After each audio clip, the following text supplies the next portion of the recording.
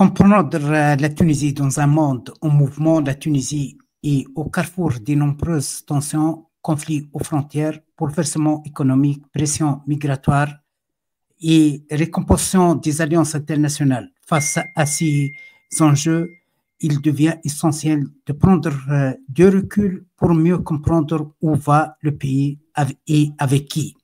C'est précisément ce que propose notre cher ami Dr Rafah Tabib dans son livre L'œil du cyclone, la configuration géopolitique de l'environnement de la Tunisie. Dans cet ouvrage clair et riche, il analyse, comme d'habitude, les dynamiques régionales qui influencent le quotidien tunisien, les tensions en Libye, les rapports avec l'Algérie, les ambitions de puissances comme la Turquie ou la Russie et le rôle de l'Europe dans tout cela. Avec lui, nous avons l'immense plaisir d'aller pour explorer les grandes questions. La Tunisie est-elle encore maîtresse de son destin géopolitique? Que peut-elle faire pour se protéger et avancer dans un monde aussi instable? Bienvenue dans cette conversation avec un penseur lucide et engagé et libre et crédible surtout, qui nous aide à mieux lire le présent pour préparer l'avenir. Merci infiniment, Dr Rafah Tabib, d'avoir accepté notre invitation. C'est un honneur pour ma personne de vous recevoir. Je vous en prie. Merci beaucoup. Le livre est son contexte. Pourquoi avoir choisi ce titre évocateur, L'œil du cyclone? Qu'est-ce qui vous a poussé à écrire ce livre maintenant? À qui s'adresse votre ouvrage? Aux experts, aux décideurs ou au grand public? Eh bien, essentiellement au grand public, je l'espère, mais il vise bien sûr et cible les décideurs dans les pays qui sont capables d'avoir une vision géopolitique et qui ont leur propre école de géopolitique et leur doctrine propre. Donc, c'est un livre qui essaie d'abord de s'adresser à tout notre voisinage immédiat, le Sahara-Sahel, avec ces pays de l'AES qui sont en train de vivre maintenant une expérience certes chaotique, mais dans laquelle nous avons remarqué qu'il y a une véritable volonté de s'affranchir de la mainmise des puissances coloniales. De même, il s'adresse aux Libyens afin qu'ils aient une explication et une vue d'ensemble de leur situation qui est partagée entre le chaos milicien, mais en même temps l'absence d'institutions démocratiques. Sur un autre plan, je me suis adressé surtout à nos amis algériens et aux Tunisiens afin qu'ils comprennent un peu les rouages des rapports et des relations entre la Tunisie et l'Algérie. Mais en plus, j'essaie de m'intéresser de plus en plus aux représentations politiques qu'il y a au sein de l'élite algérienne et de l'élite tunisienne dans ce qui concerne les rapports entre les deux pays. J'ai bien sûr parlé du Maroc, du problème du Sahara occidental, et de ce problème que constitue la non-résolution de la question sahraoui sur les rapports intermaghrébins. Bien évidemment, j'ai beaucoup parlé de la Méditerranée, qui est pour nous la génétrice du pays, de la Tunisie, et j'ai montré à quel point les conceptions de Huntington sont en train d'être appliquées par les puissances européennes, qui sont en train de transformer la Méditerranée aujourd'hui en une sorte de grande muraille de Chine entre les rives sud et les rives nord. À la fin du livre, je me suis beaucoup intéressé aux représentations que se font les Américains, les Turcs, les Russes, les Chinois de notre pays et de sa position, et quels sont les projets qui sont mis en œuvre par ces puissances. J'ai conclu le livre, bien sûr, avec une proposition d'une vision géopolitique, d'une école de géopolitique tunisienne, proprement tunisienne et maghrébine, qui propose une doctrine susceptible de préserver nos pays et notre région de tous les soubresauts qui sont en train maintenant de faire trembler le monde, qui sont en train de toucher des aires géographiques et des plaques tectoniques géopolitiques qui ne sont pas si lointaines de notre région et dont les mécanismes touchent les dynamiques sur nos pays. Vous décrivez la Tunisie comme étant dans une zone instable. Quels sont les principaux foyers de tension autour du pays? Comment la situation en Libye continue-t-elle d'impacter la sécurité tunisienne? Les relations avec l'Algérie sont souvent qualifiées de spéciales. Qu'en est-il vraiment aujourd'hui? Le Sahel est en crise. La Tunisie est-elle à l'abri de ses conséquences, surtout ce terrorisme djihadiste? Oui, alors, si vous voyez un peu le sommaire du livre, vous allez remarquer que j'ai écrit des dizaines de pages concernant la région de l'Azawad, le nord du Mali. Et cette région, pour moi, à travers toute une lecture historique, constitue, à mon avis, un foyer.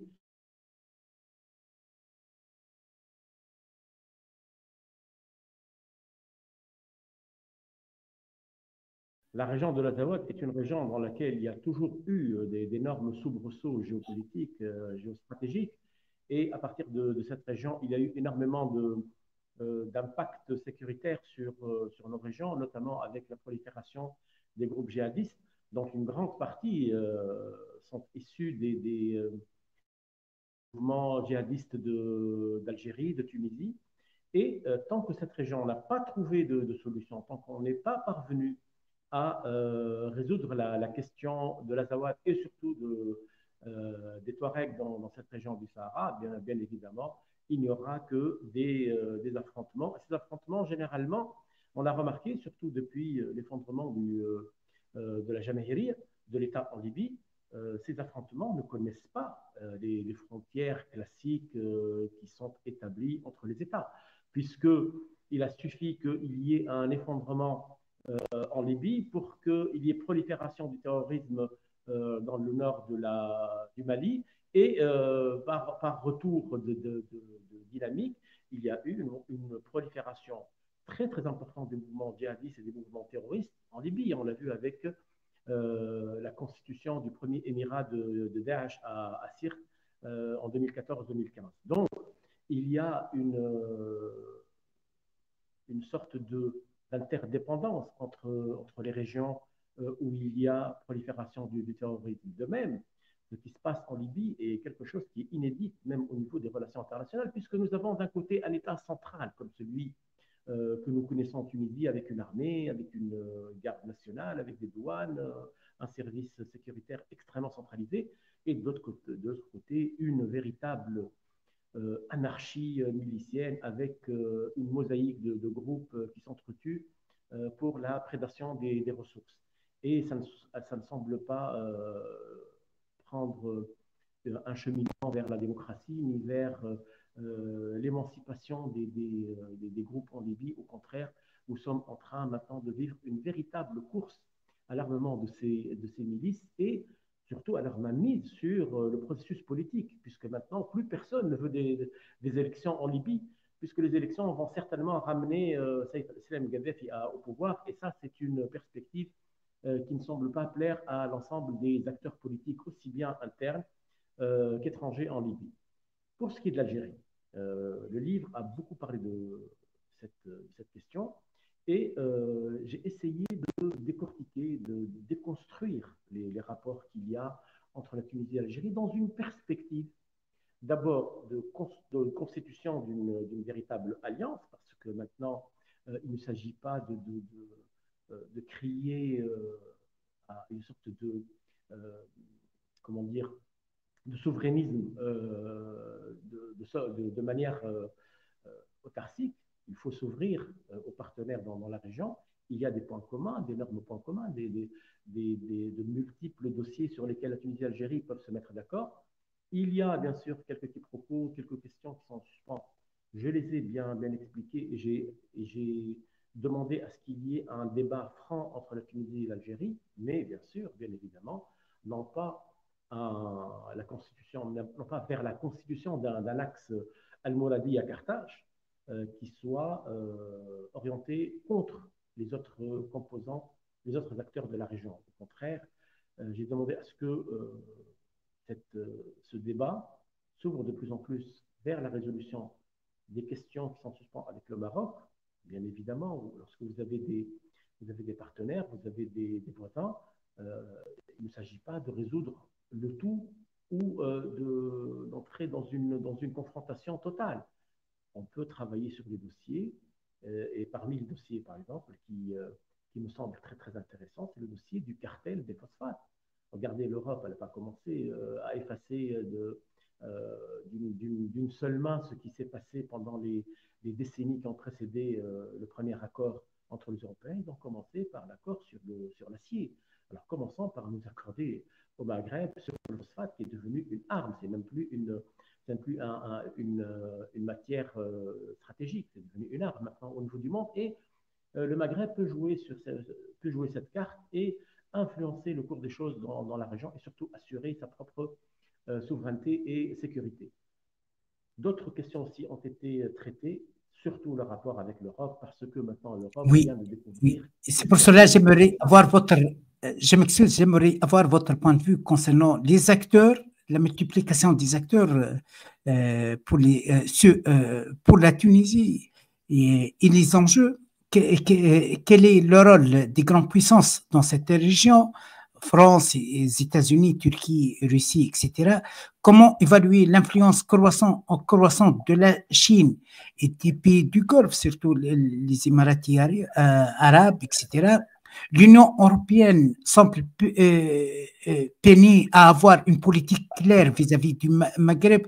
Quand, que pensez-vous? Alors, j'ai donné un nom à tout ça. J'ai essayé de qualifier cette situation. Je l'ai appelée la fragmentation. En fait, en Europe, il y a une fragmentation vis-à-vis des politiques à l'égard du Maghreb. Certains pays mettent en avant le dossier de la migration, d'autres mettent en avant le dossier de la coopération, d'autres mettent en avant même le dossier d'une véritable alliance avec les pays du Maghreb, par exemple l'Italie. Et en même temps, j'ai parlé de la grande fragmentation maintenant qui traverse ce qu'on avait appelé à un certain moment l'Occident. L'Europe maintenant se trouve dans une situation où elle a des problèmes avec le Sud, avec le Maghreb et l'Afrique du Nord. Elle a un problème sur l'Est, avec cette guerre en Ukraine, mais aussi avec les gros problèmes qu'elle traîne depuis des années avec l'Iran, avec l'Irak, etc. Mais en même temps, maintenant, l'Europe se trouve dans une certaine confrontation avec les États-Unis sur la face occidentale. Donc l'Europe est cernée de partout. Et c'est pour ça que j'ai dit qu'il est temps maintenant pour l'Europe qu'elle revoie ses politiques et sa doctrine dans les relations internationales et même géopolitiques. Et j'ai bien expliqué que dans cette reconfiguration géopolitique que nous sommes en train de vivre, il n'est pas nécessaire que l'Europe traite les questions comme elle les avait traitées depuis des décennies. Nous pouvons être des partenaires de l'Europe. Et l'Europe peut maintenant revoir, dans une perspective amicale et de coopération, ses relations avec le Maghreb et l'Afrique du Nord. Et bien sûr, au-delà de l'Afrique du Nord, le Sahara Sahel. Et c'est pour ça que j'ai dit que s'il y a un dossier brûlant maintenant qui est en train de déranger énormément les élites au pouvoir en Europe, c'est celui des migrations clandestines et surtout de ces flux humains qui sont en train de venir de la région subsaharienne. Là, j'ai proposé la nécessité de revoir les questions de co-développement ou de développement partagé avec ces peuples-là. On ne peut plus demander aux gens qui ont des traditions migratoires depuis très très longtemps, une grande partie d'entre eux sont des bédouins, c'est des gens qui ne sont pas des sédentaires, et donc il est très normal et naturel, même c'est dans leur gène. Hein, dès qu'il y a un problème économique quelque part et qu'il n'y a plus de ressources, ils se déplacent. Et là, ils ont énormément de problèmes, non seulement au niveau de leur tissu économique et social, mais surtout au niveau même de leur environnement. Vous savez, quand on parle de la crise climatique, les Européens essaient de voir un peu ce qui est en train de se passer en Espagne avec ces inondations, mais quand on voit ce qui se passe dans le Sahara Sahel, c'est une véritable catastrophe qui est vécue de manière quotidienne par ces populations. Et c'est ce qui pousse ces gens à venir au Maghreb pour pouvoir passer en Europe. Mais le problème est que maintenant, il y a des miradors qui sont construits dans la Méditerranée et ces gens-là ne peuvent plus traverser, donc ils sont obligés de rester dans nos pays. Et ça crée de véritables problèmes et beaucoup de gens sont en train d'investir dans cette haine entre nos voisins subsahariens et nos populations. Donc, j'ai essayé un peu de déconstruire cette question pour dire que on ne peut pas faire porter au Maghreb la responsabilité de tout ce que les Européens, tout ce que les Occidentaux ont fait en Afrique et surtout cette paupérisation généralisée des populations dans ces régions. J'aimerais bien clôturer notre rencontre en tant qu'analyste et intellectuel tunisien. Êtes-vous optimiste quant à la capacité de la Tunisie à s'adapter à ces mutations géopolitiques?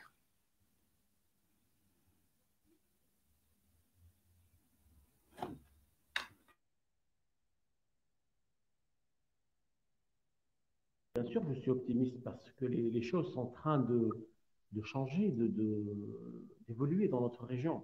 Ce serait un déni de dire que les choses sont toujours au même point qu'il y avait quelques années. On est en train de le voir aujourd'hui au niveau du monde. Et on est en train de voir surtout ce que certains analystes, ce que certains comment dire, penseurs occidentaux avaient prévu il y a quelques années. Et généralement, ça s'est passé de manière totalement différente parce qu'il y a eu de nouveaux acteurs dans la région et surtout de nouvelles donnes qui n'ont pas été analysées. Je suis optimiste dans le sens aussi que maintenant, nous sommes en train de produire nous-mêmes notre propre matière au niveau des doctrines géopolitiques, au niveau des stratégies. Et j'espère qu'au niveau des élites au pouvoir dans notre région, j'espère qu'on soit écouté. Parce que jusque-là, il y a une certaine distance qui existe entre nous et les décideurs dans nos pays. Mais nous n'allons pas baisser les bras, nous allons continuer et nous allons faire de sorte qu'ils nous écoutent et que nous aussi on les écoute et qu'à partir de ce débat, on puisse arriver à des stratégies qui optent pour le bien de notre région et le bien de tous nos peuples, parce qu'il ne faut plus maintenant réfléchir en termes de peuple tunisien, libyen, algérien, marocain, etc., mais en termes de peuple de l'ensemble de la région. Parce que nous avons des points communs et surtout nous avons des possibilités de synergie qui sont extrêmement importantes, non seulement au niveau sécuritaire, militaire et stratégique, mais surtout même au niveau économique et social. Merci infiniment, ça a été un grand honneur de vous recevoir, Dr Rafah Habib. Merci infiniment. J'espère vous trouver prochainement pour des autres rencontres. Merci beaucoup et à bientôt. Merci beaucoup.